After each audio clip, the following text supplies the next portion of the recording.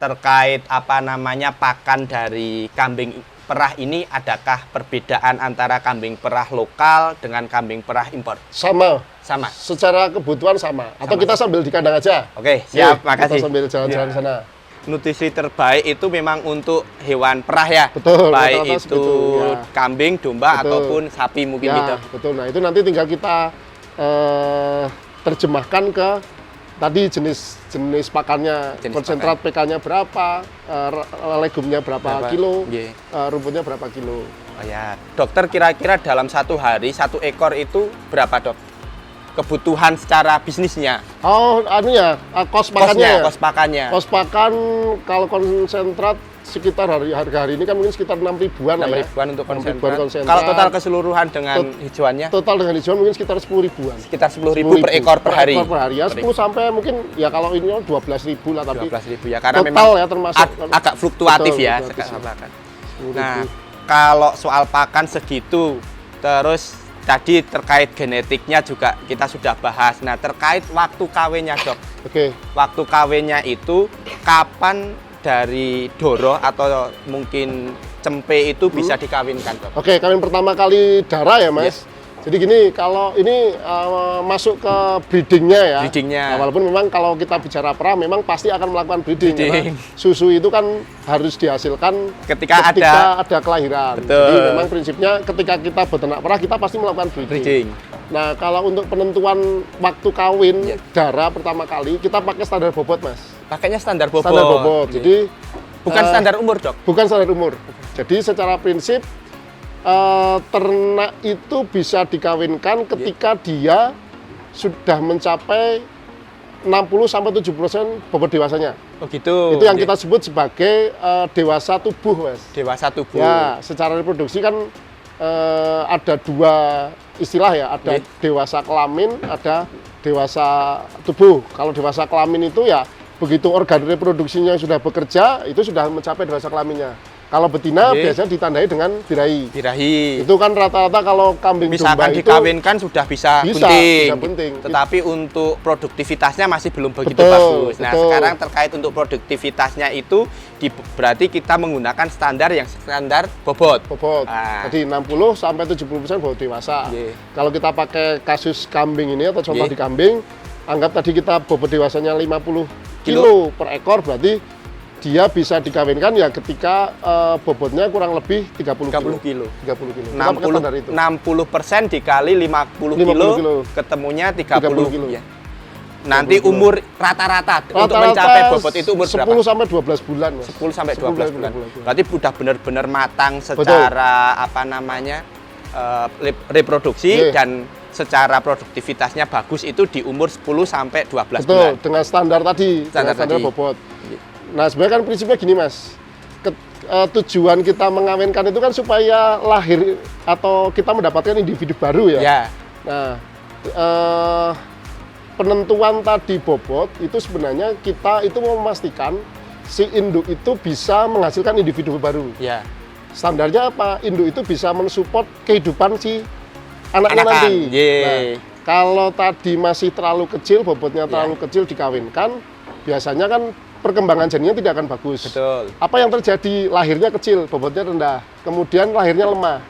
Ya, jadi kan percuma karena begitu Meskipun lemah, sudah dipus dengan pakan tetap rata-rata akan biasanya akan lemah atau bobot lahirnya kurang, lebih kecil ya. Iya. Kalaupun lahir kan jadi potensi matinya kan lebih tinggi. Ya, nggak jadi Survival untung ini. rate-nya, ya, survival rate-nya akan lebih rendah. Iya. Kemudian yang kedua, dia juga harus support ketika dia atau cempe itu sudah di luar tubuh. Standarnya apa? Si induk itu harus satu bisa menghasilkan susu. Ye. Yang kedua punya sifat keibuan. Oh ya, jadi- benar. betul, jadi Nek kan- nggak mau menyusui ya susah Betul. juga. Jadi ketika betina itu dikawinkan terlalu muda dengan bobot yang lebih rendah, satu biasanya dia tidak bisa menghasilkan kolostrum, menghasilkan susu dengan bagus. Yang kedua, sifat keibuannya nggak ada. Jenengan mungkin pernah punya pengalaman Cempe nggak mau menyusui. ya, Induk kan nggak mau menyusui. ya darah begitu lahir tinggal pergi sama Ya, induknya, ya, Mas. ya. Nah, karena dia belum punya sifat keibuan. Itu salah satunya karena dia dikawinkan belum mencapai Terlalu dini. ya, terlalu dini. bobot dewasanya. Tropical Garden Resto menyajikan banyak pilihan menu oriental maupun western. Beralamat di Jalan Tegal Temu, Manding, Temanggung, Tropical Garden Resto menawarkan makanan dan minuman yang menggugah selera dengan suara gemericik air dan nuansa alam iklim tropis. Tropical Garden Resto juga menyediakan tempat untuk acara rapat, pertemuan, ataupun seminar dengan pilihan menu prasmanan. Tropical Garden, Plant, Food, Livestock. Kalau di bisnis kambing ini, kambing perah ini, berarti kan ada dua model bisnis. Dari breeding itu, maka satu menghasilkan susu, yang kedua adalah menghasilkan cempe, sebagaimana tadi dokter bilang. Nah, dari dua bisnis ini kan berarti keduanya ini menguntungkan, dok. Satu kali entitas usaha ini punya dua pemasukan ini, kalau kita ngomong bisnis. Susu dan cempe atau anakan. Dokter, dari dua ini, yang menjadi unggulannya di bisnis atau keuntungan di bisnis itu yang bagian mana nih, dok? Jadi mungkin saya lebih tepat akan bilang memang proses beternak kambing perah itu akan menghasilkan dua hal, Mas. Dua hal. Ya, dari proses kita mengawinkan ternak bunting dan beranak, kita akan menghasilkan dua hal. Satu, susunya. Ya. Dua, ada anaknya. Nah, ini bagian dari memang satu proses kita akan dapat dua hal. Dan menurut saya tidak bisa dipisahkan, Mas. Tidak dipisahkan karena satu, standarnya karena susu itu sebenarnya dihasilkan untuk produksi untuk nutrisi untuk anak. Kalau kita tidak mengawinkan dan tidak ada cempe, maka tidak ada susu. Tidak ada susu. Tidak ada susu. Tidak ada Jadi susu. memang tidak bisa Dipisahkan. Dua-duanya pasti kita akan dapat. Saling terkait. Nah, sebenarnya yang akan jadi tantangan adalah ketika kita dapat kelahiran menghasilkan susu dan cempe. Nah, yang jadi tantangan adalah si cempe ini kan kemudian kita harus mengeluarkan kos untuk pemeliharaan. Ya. Nah, itu yang jadi tantangan di situ. Nah, biasanya kita menghitung secara manajemen itu berbeda, Mas. Antara induk yang sedang laktasi dan menghasilkan susu dan kos atau bisnis pembesarannya, rearing programnya, bisnis rearingnya. Nah, kalau bisnis rearing sebenarnya mungkin saya gambarannya sebenarnya pembesaran itu sama seperti pengemukan lah, Mas. Yeah. Kita mengeluarkan kos dulu untuk melihara 90 hari sampai 120 hari, kemudian nanti ketika lepas sapi kita sudah bisa panen. Gitu. Nah, tapi juga ini pilihan-pilihan juga sih, Mas. Mungkin ada beberapa teman peternak yang kemudian begitu sudah di cempe itu lahir, dia sudah tidak mau pelihara dan kemudian dijual, itu ada juga. Nah, itu pilihan-pilihan saja. Itu yang dari sisi cempenya. Betul. Dari sisi susunya, dok? Dalam kaitannya? Jadi kan ini dua model bisnis ini. Satu kita ngomong cempe, satu kita ngomong susu. Berarti untuk susu ini kan cash flow-nya ini bisa harian ini. Cash flow-nya bisa harian gitu kan. Berarti dari kedua bisnis ini yang lebih profitable atau yang lebih sebagai penopang usaha itu yang bagian mana? Karena tadi dibilang cempe langsung dijual, berarti kan secara bisnis cempe ini nggak menguntungkan gitu. Sebenarnya menurut saya semuanya profit, Mas. Semuanya profit dalam artian kita menghasilkan susu itu bisa dijual untuk kita bisa dapatkan income untuk operasional misalnya, dan sebagiannya untuk keuntungan kita. Cempe sebenarnya kan secara prinsip begitu cempe lahir, berapapun itu nilainya misalnya, atau entah itu dijual atau mau dipelihara lagi, itu kan ada nilainya, Mas. Itu kan keuntungan untuk kita. Makanya itu kok kenapa langsung dijual gitu. Nah, yang saya sampaikan tadi, sebenarnya teman-teman peternak kambing perah ini hari ini punya beberapa pilihan.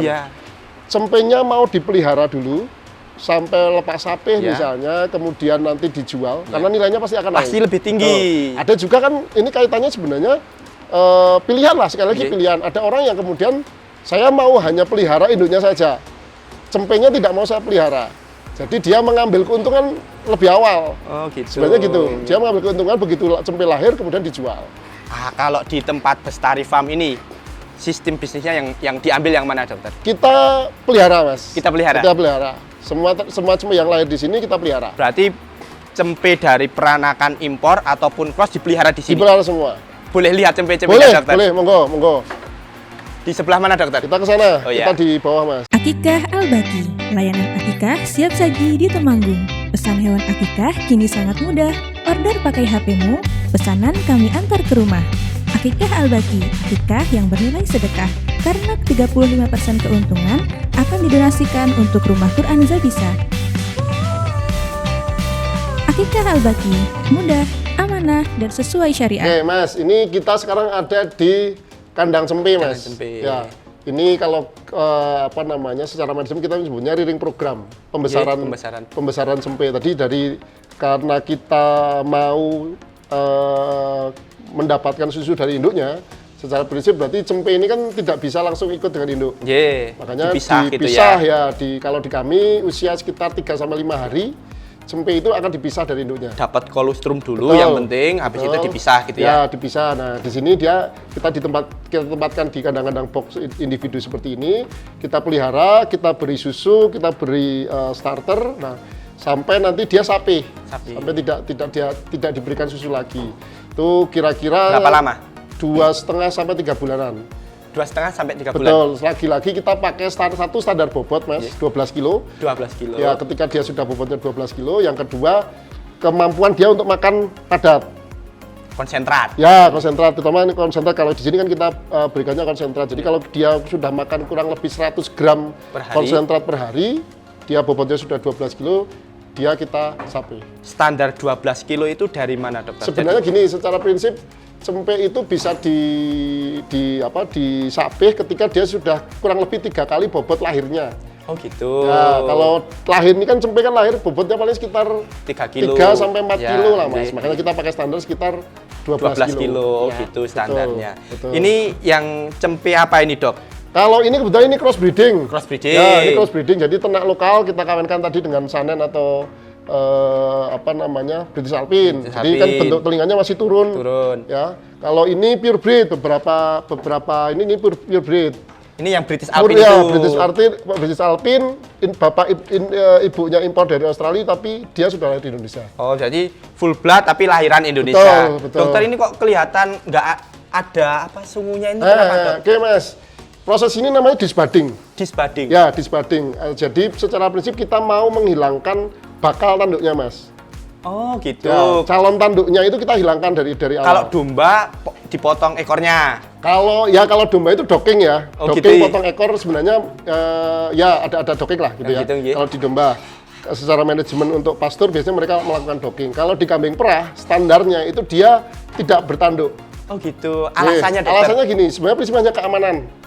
Ternak perah itu kan interaksi dengan manusia itu kan sangat sering. Ya, diperah sehari 2 kali dan sebagainya. Itu untuk keamanan. Entah itu kambing perah, entah itu sapi perah, itu memang dihilangkan tanduknya. Kalau nanduk itu kan bisa berbahaya buat peternaknya. Ya.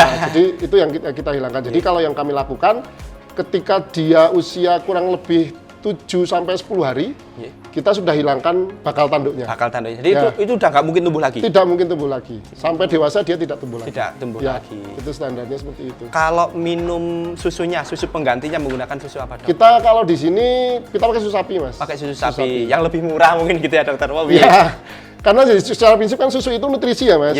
Secara prinsip nutrisi, jadi selama cukup untuk memberikan nutrisi untuk dia, tidak bermasalah. Tidak ada masalah. Kebutuhan susu sehari untuk cempe, dokter? 500 sampai 1 liter, 500 mili sampai 1 liter. 500 mili sampai 1 liter. Sedangkan indukannya menghasilkan rata-rata 1,5-an lah. Berarti masih ada selisih 1 sampai setengah 500 mili sampai dengan 1 liter selisihnya itu. Betul, ada selisih jumlah, ada selisih harga, Mas. Karena harga susu sapi memang lebih rendah. Lebih rendah gitu ya. Jadi poinnya dari situ untuk sisi bisnisnya. Betul. Untuk cempe-cempe yang dijual ini, dokter, ini udah dijual semua ini? Ini belum. Rata-rata kita lepasnya di lepas sapi. Ya, kita jual di lepas sapi. Oh, ini dan karena hanya belum yang lepas jantan, sapi. Mas. Oh, hanya yang jantan. Betinanya untuk produksi sendiri. Terutama untuk yang pure breed ya. Iya. Yang untuk pure breed kita masih simpan untuk penambahan populasi. Kalau yang untuk untuk yang dijual ini berarti sudah selesai lepas sapi. Ya. Itu di mana, dokter? Ada di kandang lain di belakang sana. Bisa diperlihatkan. Ayo, siap. Monggo.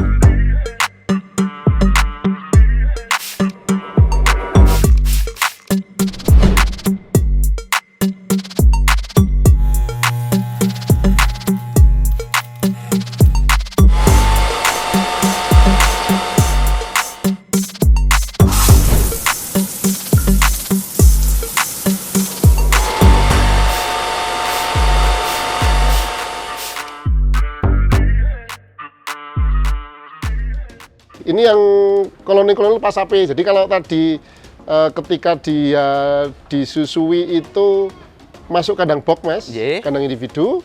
Nah, begitu lepas sapi sudah kita koloni seperti ini. Ini pakannya sudah sama dengan ternak dewasa. Kita beri konsentrat, kita beri hijauan. Ini yang apa namanya? Ini jantan purebred, Mas. Ini yang purebred. Jantan purebred. Yang dijual yang jantan. Ya. Ini berarti dia sudah siap dijual. Ya. Berapa Mas harganya? 15 juta. 15 juta. Inden apa langsung bisa? Inden, Mas. Oh, mau beli harga 15 juta aja inden. Ya.